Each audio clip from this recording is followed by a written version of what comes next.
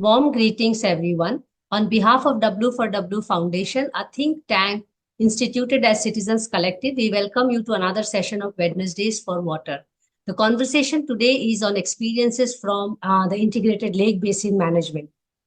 The objective of Wednesdays for Water is to engage in conversation with water experts, grassroots practitioners, students, youths, policymakers to explore the complex intertwined issues associated with water and the possible solutions.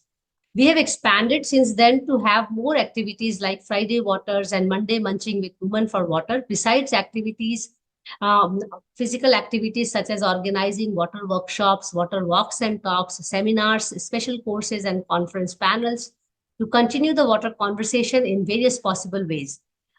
In here at W for W, we strongly believe that water conversations are crucial towards water conservation. Do visit our website www.w4w.in. The session is co-hosted today by the International Association for the Study of the Commons, IASC, founded by late Eleanor and Vincent Ostrom and the Ostrom Workshoppers. We are also starting the IASC Asia series to connect with the water workers of Asia to expand the idea of water commons. In today's session on experiences from Integrated Lake Basin Management, we have Professor Dr. Masahisa Nakamura from the International Lake Environment Committee, ILEC, and in Japan. My name is Mansi Bal Bhargav, and I'm the moderator for the session from W for W Foundation, besides holding the IASC Asia Coordinator position and the National President of Water Resource Council of the Women's Indian Chamber of Commerce and Industry.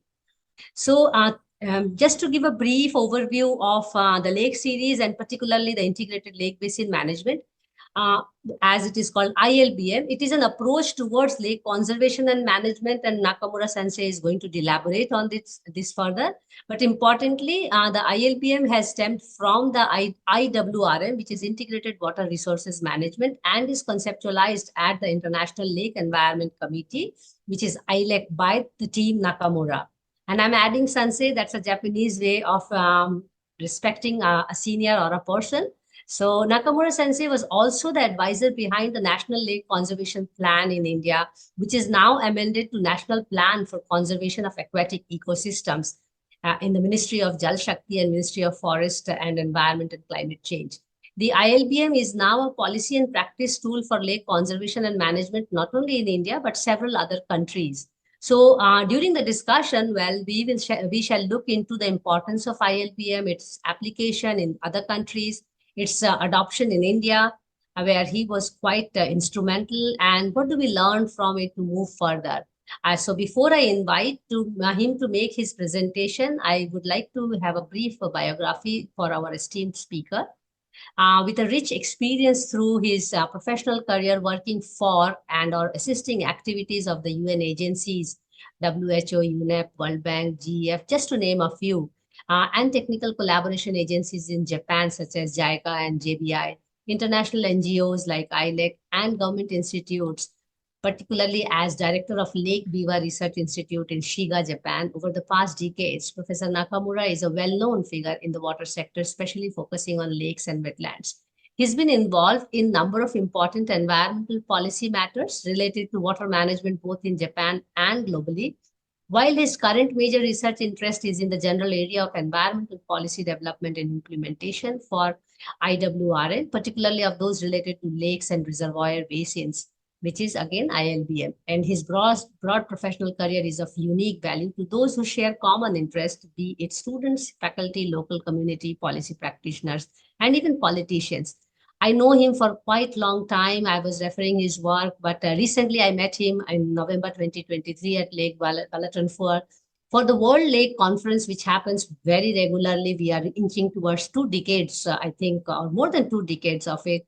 And since then, we were in touch to have this session. So first of all, thank you so much, Nakamura Sensei, for your time and also agreeing to do this presentation. May I now invite you to make your presentation. Thank you so much once again. Over to you, Nakamura Sensei. Thank you very much, Monsi. As I was introduced, we have been associated with many activities in India, in South Asia, Southeast Asia, now in other continents. And today's topic is integrated lake basin management. And I'd like to use PowerPoint and give you an overview for maybe half an hour. And then I was given a dozen or so questions to address.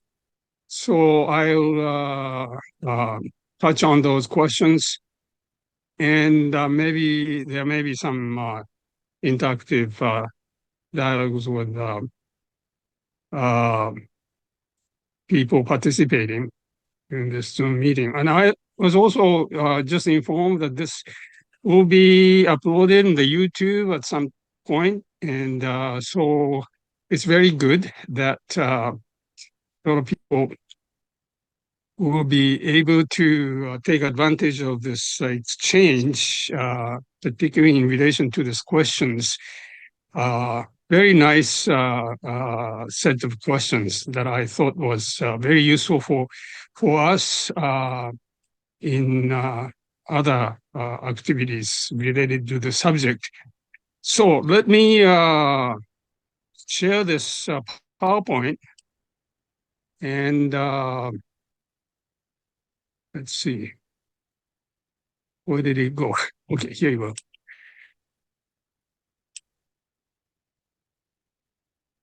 All right. Let's see. I think it's being shared. I Yes, hope we can see you you. can. We can see Yeah. you as well as the presentation. Please keep Okay, your very video good. on because that will be also in the picture in the YouTube. So do keep your Okay. video on. Thank you so much. Please go ahead. Okay. Okay, so the title is Experiences from ILBM into Lake Basin Management.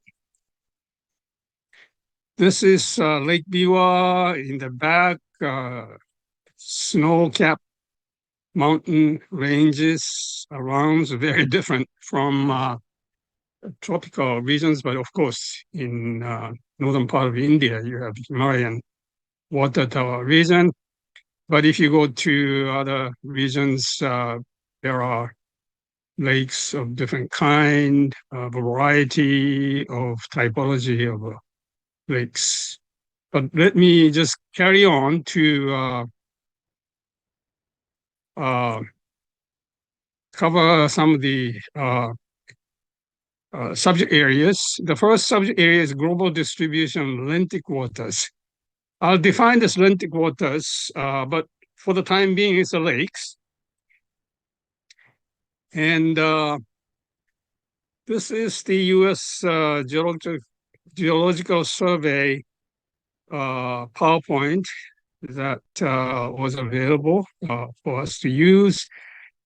And it says, where is Earth's water? And particularly if you go to the right-hand side, these are the surface water on the globe. And it's only, 1.2% of fresh water. And of course, fresh water is only 2.5% of the entire global water, including saline water. But coming back to this surface fresh water, I think it's and take this ground and ice permafrost, which is not liquid. But if you take this liquid fresh water, basically you're talking about lakes and rivers. And for the time being, these lakes and swamps and marshes, wetlands are collectively categorized as lentic waters and rivers flowing water. And of course, there are artificial lentic waters and artificial lotic waters, but when you say lentic waters, it has a connotation of ecological significance that I will now come back to. But the important thing is lakes and lentic water is so much, more than 95% of the fresh water on the surface of the globe is in lentic form. Where are they? They are mostly in the polar region, particularly in the northern polar region. But of course, there are some lakes, Atlantic waters in the southern part of South America. But the remaining part of the lakes or Atlantic waters are distributed particularly in the South Asia, Central Asia, Southeast Asia, and even some in Oceania, Africa, East Africa, Central Africa, West Africa, but particularly in the dry region of East Africa, we're talking about very stressed areas. And Mexico and the northern part of South America, you have these lakes distributed in the very highly stressed areas. I don't touch on the historic development of how these highly stressed Atlantic waters resulted as compared to these regions, Europe, US, and Japan, where the water's stress is not as severe as some of the other countries. But let me just go on to the next slide. Categories of subjects that the lake basin typology.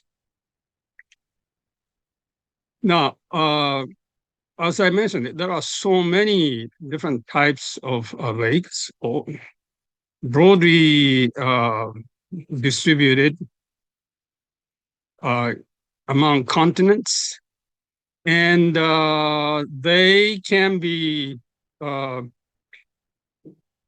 categorized. Inland surface waters can be categorized standing as versus moving, and of course, standing meaning I'm this is wrong. That lentic standing is lentic. I have to fix it up. Lentic, and the moving is lotic.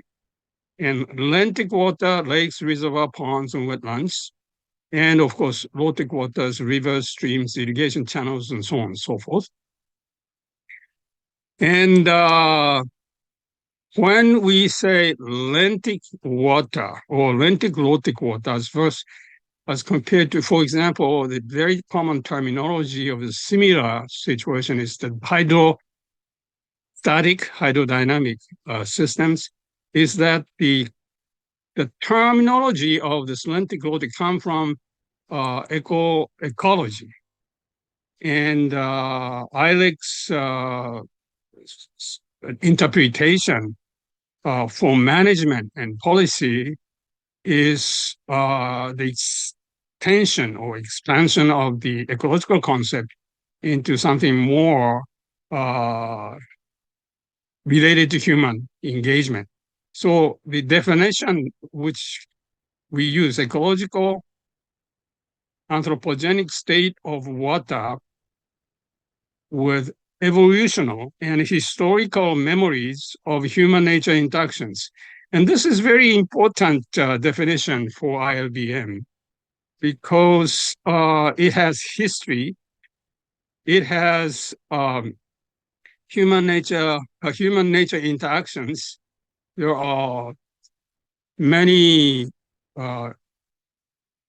difficult challenges to overcome, over time. For example, in the case of India, of course, many of the urban lentic waters have been constructed over many centuries. And therefore, although many of them are artificial, they are highly naturalized and fit into this definition. So we have to take into account this ecological implications when we deal with this lakes issue. So the meaning of lentic-lotic water is more profound than that of the impounded and flowing water. And I hope this will be more widely reckoned in the international discussion. And schematically, you have a situation as such: impounded and flowing water and nested way, and having ecosystem implications, historic evolution, human nature interactions. And we have to project this whole thing into the future as to how are we going to manage, how are we going to govern this water issues. And they are highly nested oftentimes. And therefore, you need to make sure that whatever you do will have to be very much sort of interactive, cyclic. The lentic water features, when you talk about lakes, for example, any lentic water, any lakes, any ponds, any tanks that you may have, the stresses come from everywhere. Come from upstream, downstream, around, and from the above, and from the below. And all these stresses get collected and kept once it get into the bottom or the inside the water body. It stays there a long time. It's a long retention time. And within that environment, the water environment, you have a very complex response dynamics. And all these three physical implications have policy implications. You cannot just separately deal with these stresses. You have to be dealing with them together. Long retention time meanings you have a gradual and invisible state that you have to take into account. You have to know, you have to study, you have to monitor inside the lake, and have to have a long-term study of biophysical and chemical transitions. In the complex response dynamics also, but oftentimes we cannot capture all of the response dynamics in the water, meaning that the situations are likely to be unpredictable and oftentimes uncontrollable. And these are the nature or the fundamental features of lentic waters that is connected to the lotic waters. And these are not well understood in the water community, global water community. And this has been our concern for the past decades, and had to make sure that people begin to look at it more seriously. For example, what is going on inside the lake? If you have some development activities around the lake or inside the lake, overfishing, overdevelopment, and whatnot, pollution. And since it proceeds inside the lake, oftentimes in a highly degraded situation, without really knowing, because it takes time, gradually it deteriorates, and the water itself has historic memories of stresses. And of course, we try to do something about it, conservation efforts or technology, try to restore, recover, and so on.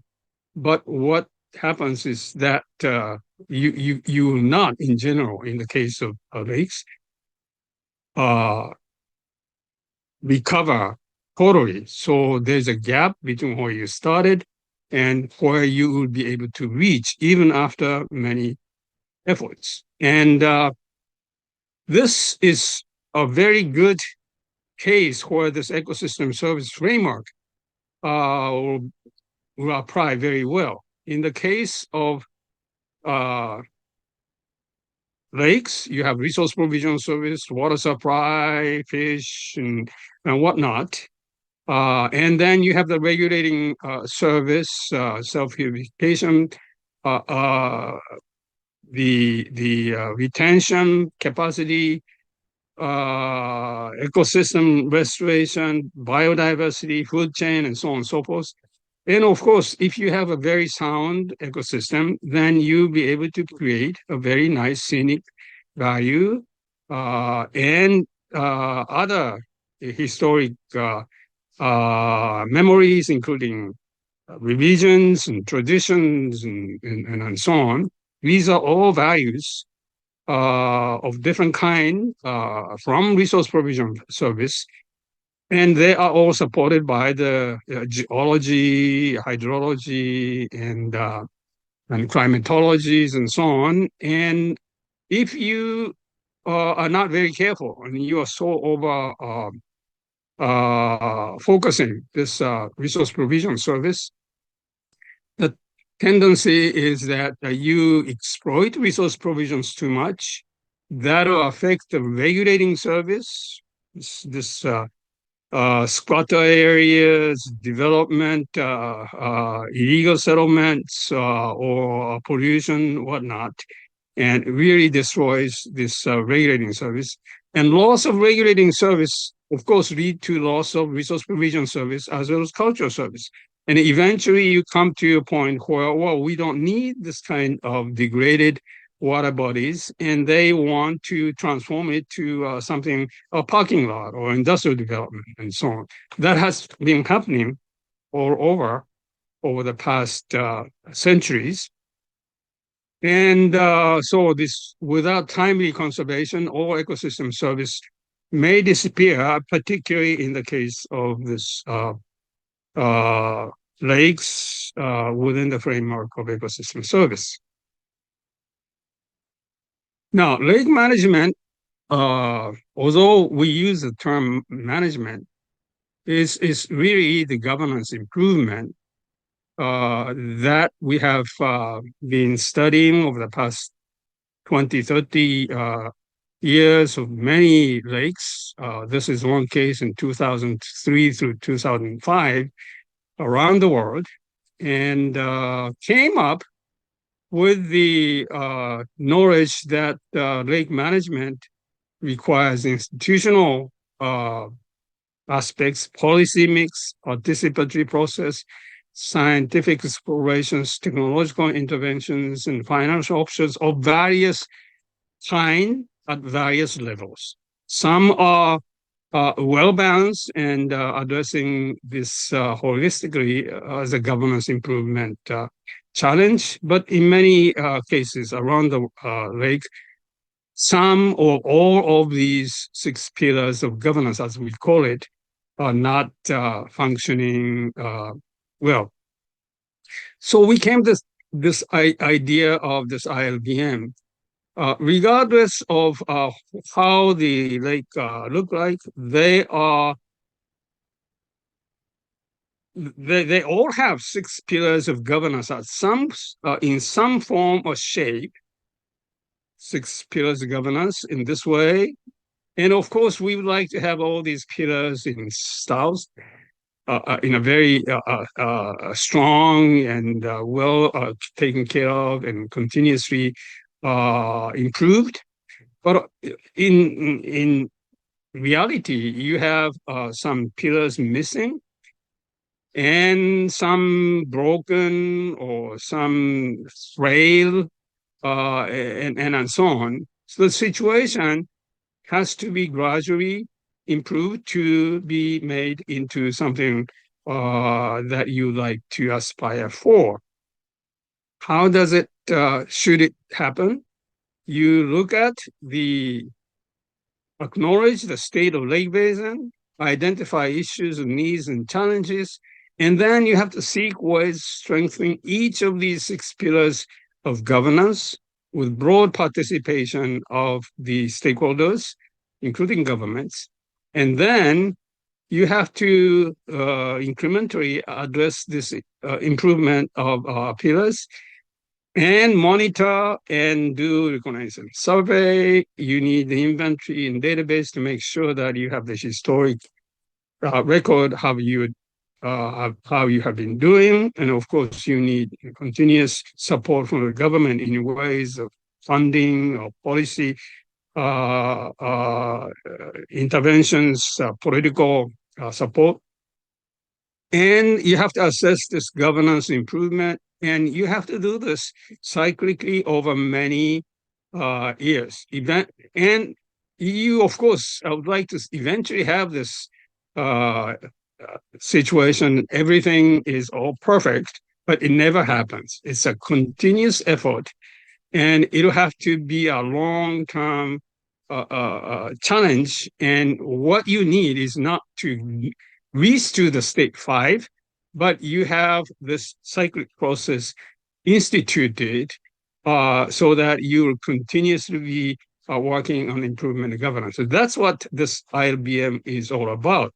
So it's not, one time intervention and coming up with some facilities or infrastructures and then you say, well, we have succeeded in sustainable lake management, and that never happens.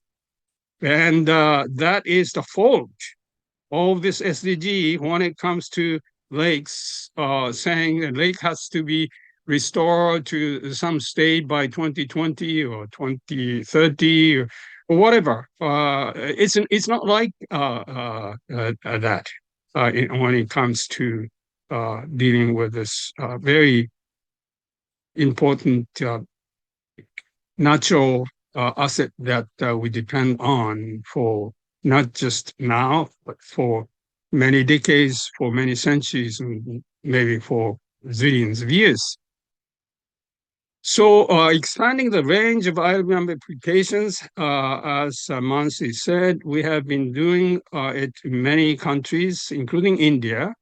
We're continuing to do it. This year we have people coming in November through January, and we have been doing this for almost 30 years, maybe 25 years. We don't have a very large number coming every year, but we have so far graduated some 600 people, and they are all working back home, and in some ways taking advantage of the knowledge gained, experience gained to deal with this very challenging global issue of lake basin management. In India, after 2007, we had the World Lake Conference in Jaipur, and around that time, from about 2000 through 2015, we had many projects to develop the conceptual framework of ILBM, looking at the Indian and South Asian lakes. We had many scientists and lake stakeholders helping us to evolve this idea, but also in other parts of the world. We have 15 scientific committee members of ILEC, and this has been lasting for a couple of decades. We are now at the point that we have to uh, update and enhance this conceptual framework. But in terms of the number of countries where these trainees come from, we have pretty much covered the all of the major continents. We have produced many ILBM resource materials downloadable from ILEC's website. We are trying to improve this e-learning modules. We would like to develop short course templates for different resource person groups to be able to use through maybe a remote workshop and webinars. And this particular seminar that Mansi is organizing is a very good venue for us to be able to reach out. So we have to increase the number of application and cross-fertilized experience at all levels. And although we have not been using this terminology IWRM much, because IWRM in the mind of many people working in wetlands and lake restoration ecosystems and so on are very much human-centric, meaning that human water security threats is a major challenge of IWRM, and we don't dispute that. But to be able to address this human water security threats, you have to deal with the biodiversity security threats, biodiversity loss, and therefore, although IWRM is important, ILBM with this Atlantic Low-Tech Ecosystem Service Framework and governance improvement would be regarded as lake-focused IWRM and with a broad accumulation of experience and lessons learned by these people, stakeholder groups, and governments to enhance this framework and also influence the IWRM. And this term SLM, I'll come back to it, but there was the 2023, the fifth session UN Environment in Nairobi, where they adopted after difficult dialogues among the member states, finally on the third day, unanimously adopted the resolution called the Sustainable Lake Management, SLM, which I think ILEC played some part. And SLM says, requests member states, in other words, all the governments and so on, to do ABCD, EF, sustainable use of lakes, integrate lakes into development plans, local participation, involve stakeholders, policy linkages, international networking, and so on. As you can imagine, these are very much important. And also UNEP, in charge of this SLM framework, to advance SLM at all levels, individual lake all the way to up to the government and international framework, facilitate collaboration, and advance this mainstream of SLM, meaning from the point of view of ILEC, it's a lake-focused IWRM. But we have to also be careful. Sustainability is not just SDG, it's a transgenerational scope. And after SDG, there will be another SDG, another SDG, another SDG. It's in transgenerational scope.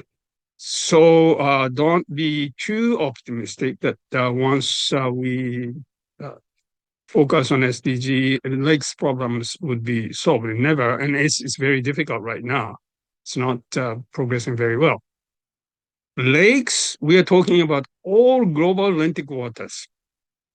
Okay, so lakes, lakes and wetlands, of course, but many of the rivers are seasonally lentic waters because if you do not have water to flow through lakes, it just gets stagnant and have this lotic property lost and becomes a lentic water. So it's not just the lakes and wetlands, but the whole of the water system has to be looked at as the lentic lotic uh, connections. Management, management is a term often used as if that we can manage, but it's really the governance of water system, and it will not just be the agencies and people becoming able to uh, through government manage, but the management is to look at individual pillars to be improved, and the collective pillars would constitute a very important state of social engagement for many generations to come as a governance improvement. So we have these global meetings and conferences and so on. In the last May, with the World Water Forum, and we had a session. And right now, the key term that seems to be attracting a lot of attention is this output of the World Water Forum, 10th World Water Forum, 16 items, but the fifth one is that they are proposing the World Lake Day. Very surprising that among the top priorities of policy challenges to aim at, 10th World Water Forum says this World Lake Day adoption is very much important, not only from this lake management, but the disaster risk reduction, climate change adaptations, and so on. So World Lake Day would be one of the major subject areas that we want to pursue in the next months and perhaps next year. This September, in the General Assembly, New York, UN General Assembly, it may be adopted or may not be. If that is the case, it's next year. But right now, the global focus of water, among them, many, is this lakes through this World Lake Day proposal. So, ladies and gentlemen, that's pretty much a conclusion of my presentation. I don't know how you found this experiences from ILBM to be enlightening. But if you have any interest in interacting with ILEC or having some more information, or even to work together to help on the ground this kind of broader approach of ILBM, let us know. Thank you very much. And I think Mansi has these questions that you may want to raise, I can also come back and take a look at some of the notes that I made. Yeah. Thank you so much, Nakamura Sensei. And many of the questions are already presented through your presentation. And it was good that we did prepare an outline to really have your talk geared towards it.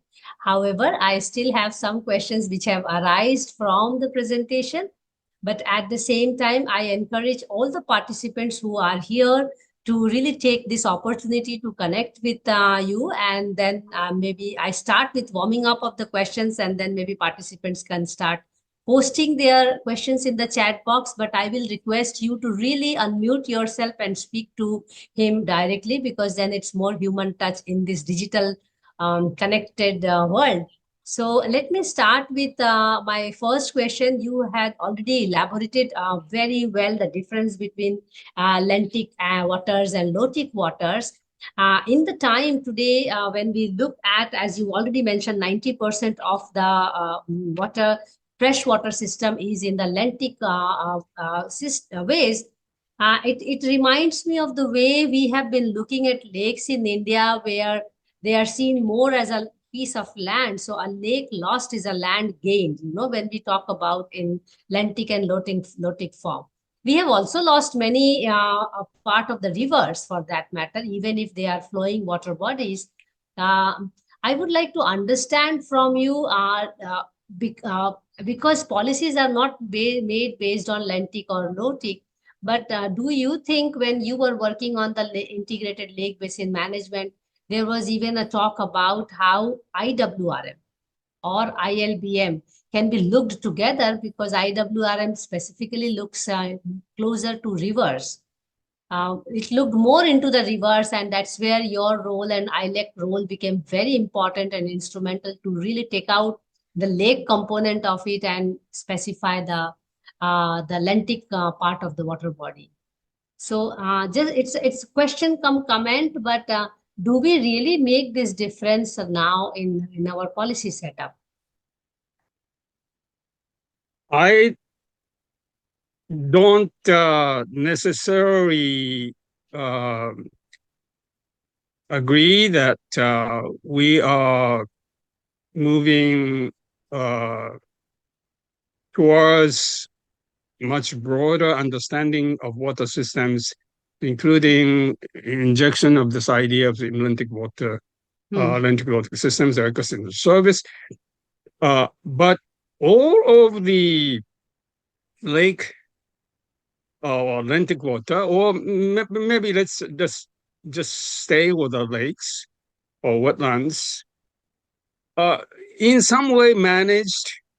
There may be some wastewater treatment plants, or maybe some regulatory framework, and or maybe some wastewater being discharged, or some recreational facilities and so on and so on and so forth. So some ways, this very precious in water, impounded form of water, interlinked with the flowing water, are part of our society, part of our life. But in general, people are not totally satisfied with what we do with these very precious, what we can do much more. We should be able to see fish and healthy ecosystems while making use of this water, be it a source of water or maybe the receiving water bodies of discharged water. We would like to see that this ecosystem as a whole, including human activities, be all part of it. But it's not happening. And of course, there are many reasons why that is happening. We do not have the capacity and do not have our institutional setup to be able to broadly and much longer term policy framework to address this as a long-term challenge, cyclic process, as I mentioned, cyclic IBM framework. But surprisingly, some of the cases that we have been identifying says, hey, this is a really nice way that you are doing. And if you pick up all these cases, generally you see that, hey, ILBM, this is what we call the ILBM. In other words, ILBM retroactively or retrospectively characterize very successful cases. Yes. And so it's not that we would like to see ILBM imposed on these places, but if you have the successful cases and look at it through the lens of ILBM, there are many things that you are doing so well without really, using the terminology of ILBM. So that's what we would like to see happen. We would like to see many cases of challenges and successes, and you have to do it over a certain time frame. You cannot achieve this in 5 years or even 10 years for that matter. In many cases, we're talking about decades that Yes. over time you gradually see this governance of 6 pillars be gradually improved and stated, and ecosystem functions and part of the human engagement and historic human nature interactions be infused into longer term challenges into the future that we project. So that's how you would like to see happen. If we have this ILBM framework and introduce the government, sans government, we cannot do it because this is not something that we are mandated to do. It's not that. I think we understand that each of these agencies different mandates. But if you look at them in a holistic way, over a long period of time, all these government agencies, of course, has to talk with each other and then address this long-term human needs that will be amenable to the sustainability of ecosystem functions that in turn help human living. Yeah. So that's my Yeah. interpretation. Thank you. So I'm going to ask my question after taking some participant questions. So I see MPSWA has raised hand. So maybe unmute yourself and please ask your question. And if possible, if you may please switch on your video, it will be nice. Otherwise, please ask. Hello. Hello. Yeah, we hear you. Thank Hi, you. Lakshmi. Hi. Thank you and very good evening, Professor Nakamura. I am located from the State Wetland Authority of the Government of Madhya Pradesh. And Yes. especially MP and Bhopal owes a lot to you because Yes. the landmark project that you had been leading for the Bhopal Lake Conservation Project. So Yes. it's very good and nice to have reconnected with you.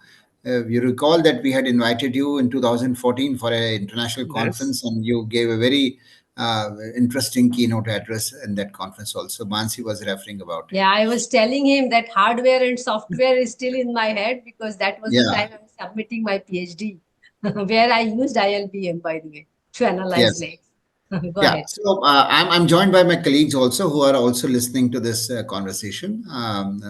I just want to ask one question is that to Professor Nakamura, that he has been witnessing the journey of India's wetland conservation for many, many years. And recently, the government of India has taken a lot of initiatives for conservation. The number of Ramsar sites have gone up substantially Yes. in India. How does he look at India's approach towards wetland conservation, and what are the areas that the state wetland authorities or the states at the subnational level need to look at? So I just want his idea on it. And secondly, I know he has been the pioneer of the lake basin management concept. And ever since that, this concept has come into being, and a lot of agencies have been using this approach for conservation, larger conservation of wetlands.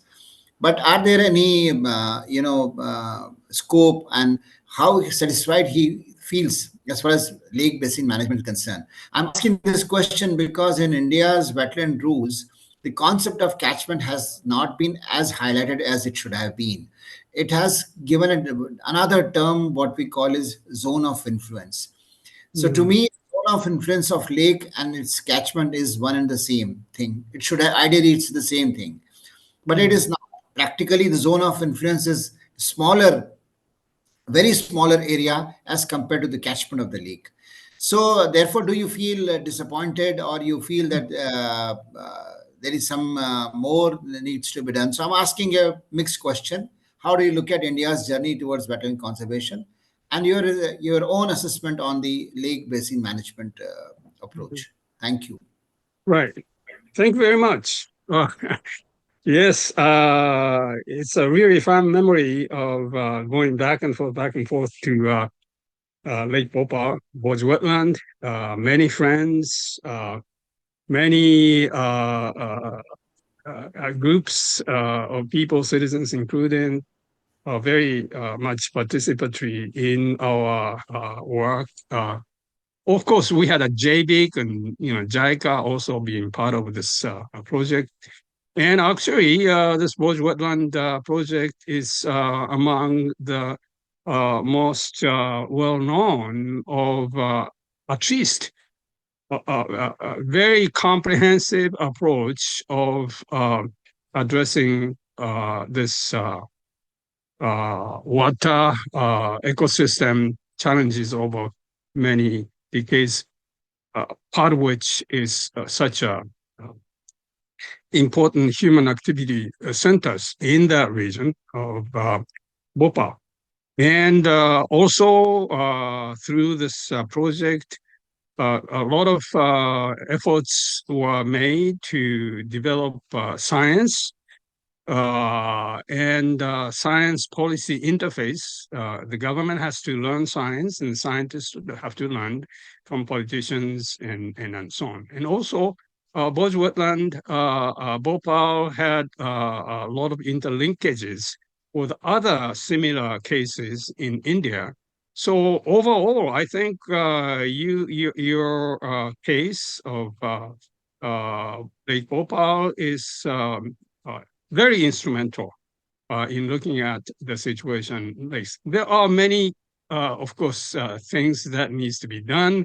There are many inadequacies and so on.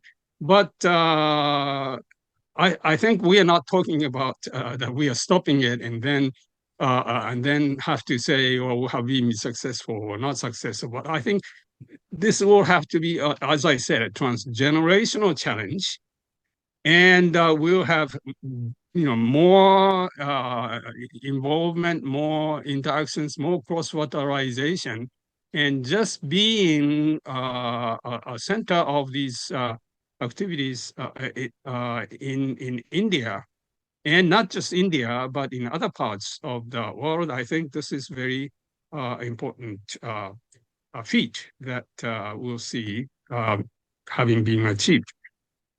Having said so, I think in the water sector, of course, India has this national IWRM plan and so on, but whether or not they take into account this ILBM is not quite clear. I mean, they have as the lake components, the wetland component, the Ministry of Environment and the Ministry of Water. How are they going to resolve these sort of things that I'm talking about in ILBM is something that we would like to see happen. We have this case that national strategic plan for water management being developed in Malaysia, where it's the IWRM, IRBM, Integrated River Basin Management, and ILBM are put into overall framework, and having many of these lake-focused activities that include the river basin, include this of course, zone of influence, but beyond in the broader lake, river, coastal basin management is now ongoing. And this I have been helping this national government, I think it's a Malaysian Academy of Science was very much instrumental. Ministry of Environment, Ministry of Water jointly has been looking at it. Next week or the week after next, we have these people also coming to look at what is going on in Japan. And so this interlinkages, YWRM, ILBM, IRBM, into river basin management, and how all these things can be put into the national strategic development of national strategic plan for water as a whole. And water and human environment and ecosystem environment is very important, and we'd like to see that happen in other countries, and maybe India is a prime sort of a example of something like that likely to take place in years to come. So I hope you play a very important instrumental role from the Oz wetland, Lake Bhopal. Thank you so much. And thanks, Lokendra, for asking this pertinent question and also reviving our, connections and memories around the project and extensive work which ILEC and EPCO did together for Bhoj wetland. I just want to inform him that the lake is beautiful. It's gleaming with a lot of water and birds and life. So I invite you to come to Bhopal and look at the Yes. lake. It is very in a Excellent. very good, excellent ecological conditions. Excellent. Thank you very much. Definitely. I was there in June, just to let you know, as a keynote speaker for the World Environment Day. So it was really nice to meet the EPCO family and also. Definitely. Yes. Thank you very much for invitation. Yes. Yeah. Thank you. So just to inform you, Nakamura Sensei, there are some organizations who have joined here in one name. So we have some question now. I think there's a question from Sri Lanka. Sarnet, the question is, for what are the particular SDGs for lakes and what are the indicators? Just to tell Dhanushi, I see name Dhanushi here. SDG 13-14, life and 14-15, life underwater and life on land, I feel directly connects with the lake. But I will actually request Nakamura to add a little bit more on indicators of it.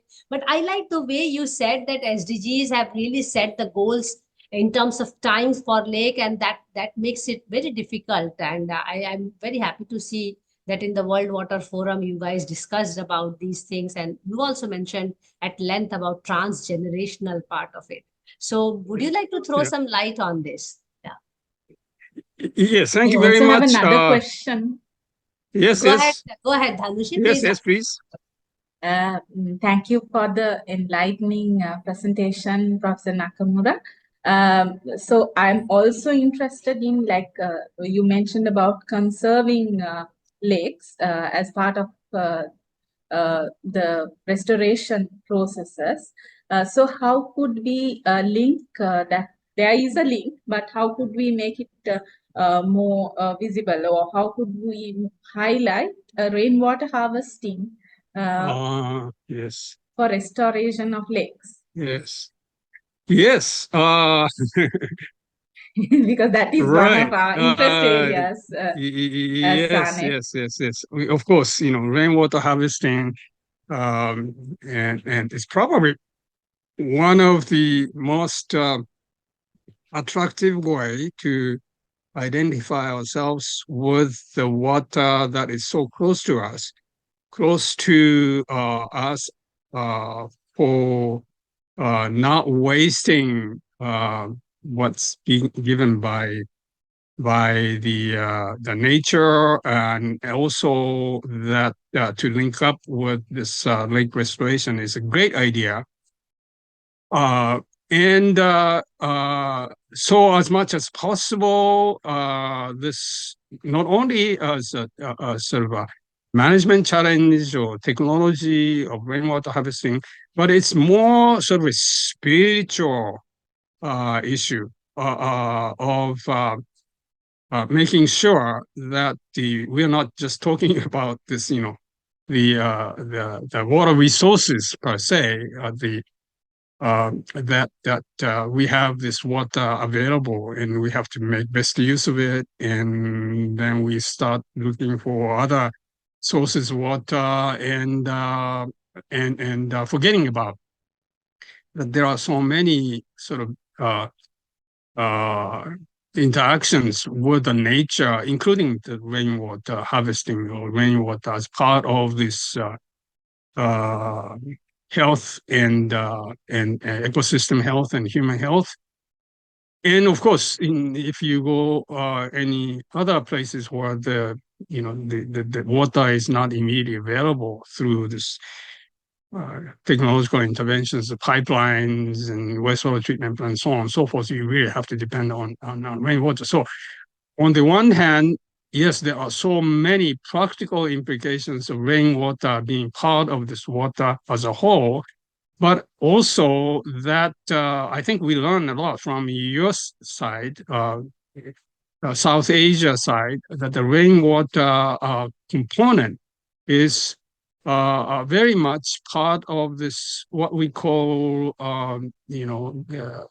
hardware, software. But as Mansi was mentioning, that we have spent some years addressing this hardware.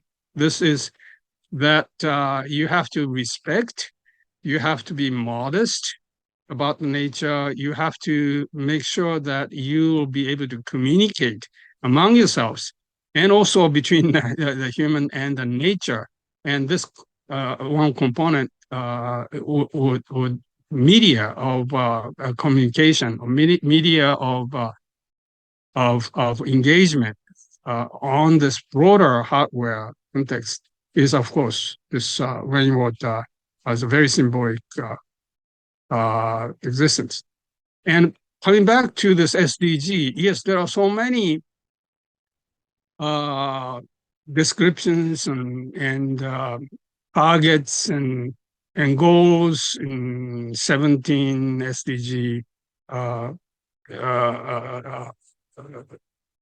writings. But amazingly, there are only a few places the actual term lakes appear, only 2 places. Only 2. I also checked. Thank you for raising this. I also checked during my PhD. Only 2 places. Yeah, only 2 places. And both places, they say, so, it's, outrageously optimistic view of, we can do this, we can clean up, we can, this. We are not talking about that. We are talking about, staying in touch with this challenge more in terms of, transgenerational implications. In other words, if you do not have the culture, you don't have the belief, you don't have the sort of commitment, you will not be able to say, hey, we got the target achieved and the goal is, reached and so on. So SDG has to be reviewed and re-looked at. And one of the key subjects to really be very critical about SDG is lakes. And in that sense, many of the things that you raised are very much good components to review and to transcend to the future generations what we are up to in terms of water, nature, and the human nature interactions over transgenerational implications. So I'm not giving you any new insights. Those are the things that you are saying from my interpretations. And thank you very much for reminding me of these important components. Thank you. Thank you. Thank you, Dhanushi. I have all my questions really pending here, but I would still like to ask 2 questions from you. And because I also used the ILPM framework as a policy analysis tool for my PhD, I also realized, and you have also made it very clear in today's presentation, that it was more human centric, and you have already started talking about the hardware software. I remember from 2012 11, and the way ILBM can be looked through other aspects also. It's more human aspect. And you also made a very clear presentation on the governance aspect of it and management. And often when we see in real time practice, the governance and management concepts are confused with and interchangeably used. But in today's presentation, it was quite clear. And I think you also reiterated the fact that water bodies management or water resources management is people management. And in that sense, ILBM really stands true and so well put that you may not use ILBM upfront, but when you look at successful examples, you may find ILBM indicators right there and functioning well, and that makes lake conservation and management, more sustainable in as compared to other lakes. I will really ask one question in terms of the series of questions I had for you. And you also touched upon it very much, but I still wish to have it more, especially in the context of the project development reports. In India, we call it detailed project report, DPR, that we prepare for lake development. We are actually going left, right, and center with lake development. Every city is going through series of lake developments, and I am not embarrassed to share with you, there is barely any mention of how many fishes and how many birds are going to be recharged or restored through lake development. So I am proponent of lake conservation, but in India, we are riding the smart city way of doing lake development, So do you think we can really look at ILPM in more holistic way and somewhere find out that some ecological components can be also, I'm talking about more theoretically, and some ecological or biodiversity can be part of 6+ pillars, or what do you think? Because biodiversity threat itself is a human security threat. What's your take on this? Go ahead, please. Yeah. Yes.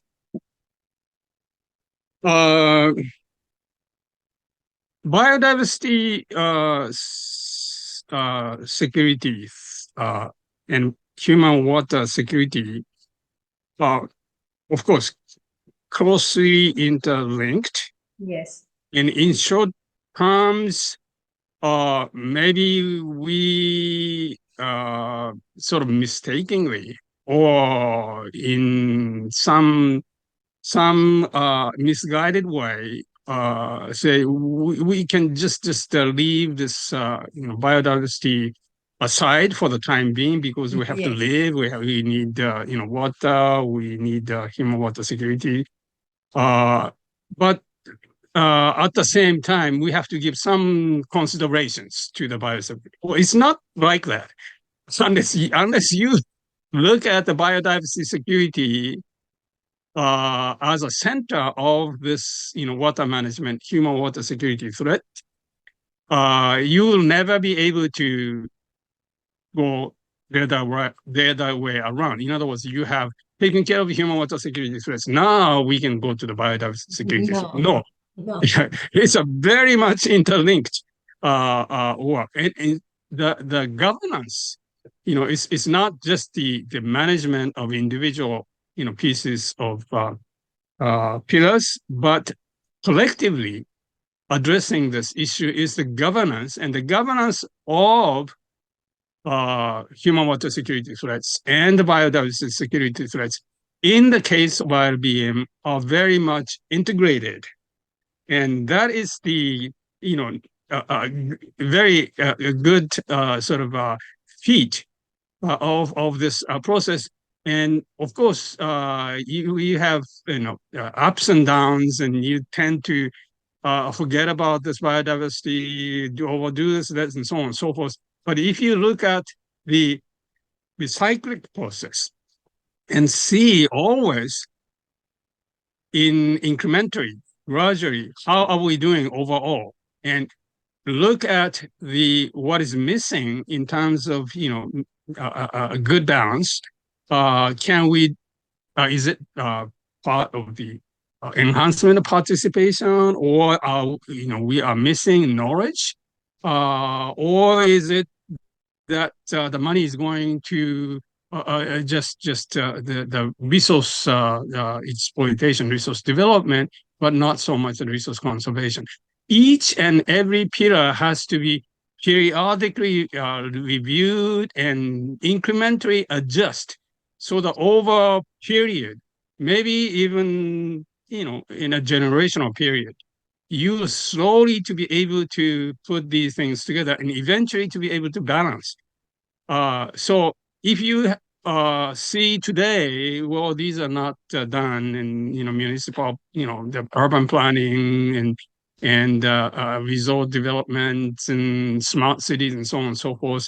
Those are the wrong and so on and so forth. I think it's okay. They can proceed in that respect, but making sure for for a duration, maybe 3, 4, 5 years, we'd like to see a broad sort of projection by the all side of the society to be able to say, hey, this is missing, or this is something that we can do better. And gradually to come to this balancing of these two is the only way. I think there's no sense that we have to say, hey, you do this, you're not doing that, or your government is not doing the job. Well, they are doing the best they can under the circumstances within this, human developed system of management, and that's the limitation that we have. We have to sectorize it, and so on, and then lack of communication and so on. So how that can be done over a period of time, cyclically, and reviewing it and producing a collective assessment document, what you call the lake brief, we call it lake brief. Lake brief has to be looked at for all 6 pillars: governance, management challenges, and some missing. And then in the next round, 3, 4, 5 years, what is it we can do? How much commitment can we, have from the city planner or the industries or the recreational tourism agencies and so on and so forth, gradually to have to balance out and moving in the right direction. That's the only way. So it takes time. Yeah. And I think, for that matter, I think we really have to have a role to be played in that transgenerational aspects of the whole sector of the society, including the younger generation. Absolutely. And I was so happy that in this time World Lake Conference, there was a good bunch of young lake enthusiasts who were also part of the conference. And I actually presented a paper on identifying 31 youth lake restorers from across the country. We have compiled them, and the publication is already submitted. Hopefully sometime soon I'll share with you. So maybe it's a good time also to call it off for the day. The questions can keep flowing, otherwise we can go on and on. But for the sake of time, and also I know it's quite late now in Japan, so I have to respect your time as well. So thank you so much, Nakamura Sensei, for the enlightening session. And thanks to all the participants here in Zoom as well as on YouTube for being part of the session. Because without the participants, it's extremely difficult to really continue doing these water conversations. We want to inform all of you that we are slowly inching towards our 300 sessions, and it wasn't possible unless and until there was strong support and encouragement from the participants from around the world now, because we know that now people around the world know that we are doing these kind of sessions. We shall continue our Wednesdays for water, and next Wednesdays for water, we are actually having the IASC Asia series part 2, because we started in June and we could not find a speaker. So we are doing 2 sessions this month, but it is going to be once a month session. So next session, next Wednesday, which is on July 31st, we are actually getting Professor Dr. Kin Ni Thain from Manila, Philippines, and she's going to talk about everyday impact of hydroinformatics. And the link is shared in the chat box. You may look at it and do join us next Wednesday also. This Friday, we are having book review session on July 26th, which is just day after at 5 p.m. IST, again to discuss a book on water security, conflict, and cooperation in peri-urban South Asia, where people from across Asia have written chapters in it. It's an edited volume. And Professor Sumit Wich from from Wageningen, Netherlands, is going to do the book review for us. We shall also continue with Monday Munching and Musing with Women to respect and acknowledge and appreciate the participation of women in the water sector. On July 29th at 5 p.m. IST, we learn about another water worker from across the country, and Lalita Panchanathan is going to be our guest to share her life journey in being a water worker for over many decades. So thank you so much, all of you, for attending this session as well as attending previous sessions also. And thanks a lot, Nakamura Sensei, for taking out time and enlightening us with your knowledge for over so many years. Do keep checking our social media accounts and website www.w4w.in for regular updates. And thanks once again to all of you. Do take care of yourself, and you will see me again sometime next week or this Friday. So please take care. Thanks a lot, everybody. And thank you so much, ILEC office, especially Rika-san, to really coordinate this meeting with Nakamura-sensei. Thanks a lot.